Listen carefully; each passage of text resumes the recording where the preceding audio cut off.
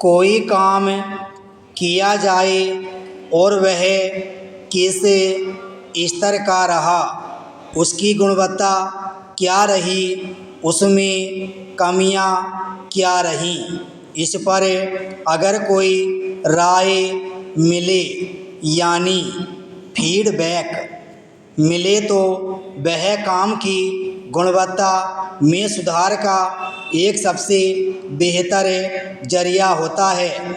इस तरह की राय को हम इस लिहाज से अच्छा मानते हैं कि वह हमें अपने काम में सुधार करने और उससे कुछ बेहतर करने का मौका देती है।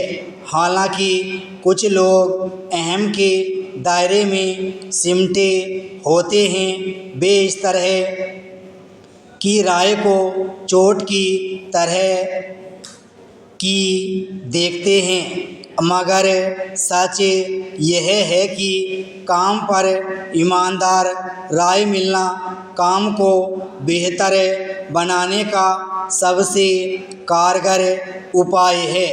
हम में से कई लोगों के अनुभव ऐसे भी रहे होंगे कि इससे हमें अपने पेशेवर विकास में भी मदद मिली है। अन्य क्षेत्र में भी यह उतना ही उपयोगी है।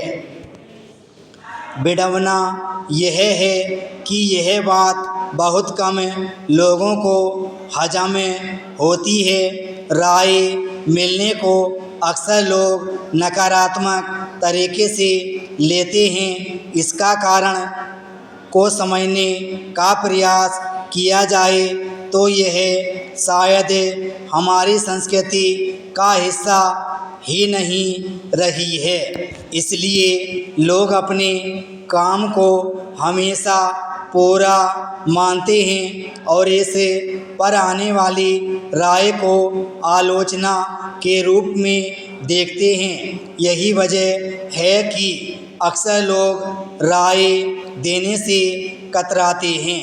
यह स्थिति राय देने और लेने दोनों के लिए ठीक नहीं है।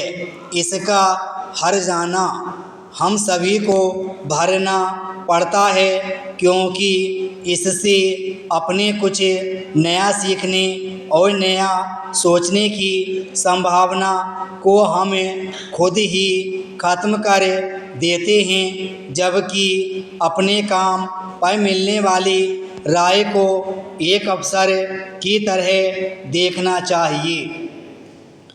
दरअसल हमारे किसी काम को कोई नया व्यक्ति अपने और नए नज़रिए से देखता है।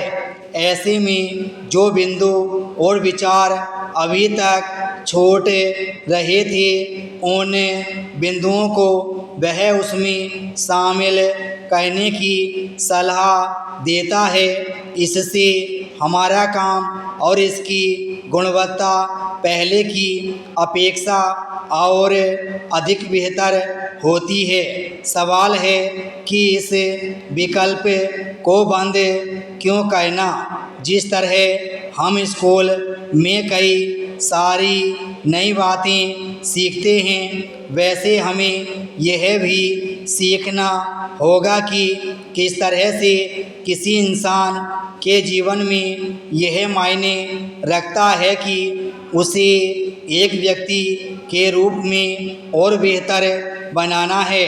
इसके सहारे व्यक्ति दूसरों के विचारों को सुनना और सम्मान देना सीखता है। हम यह सोचने के स्तर पर लोकतांत्रिक होते हैं कि कोई दूसरा व्यक्ति भी कुछ जानता है और कई दफ़ा हमसे बेहतर जानता है। इस तरह हम समाज के एक संवेदनशील नागरिक बनने की प्रक्रिया में शामिल होते हैं। विराम स्टॉप।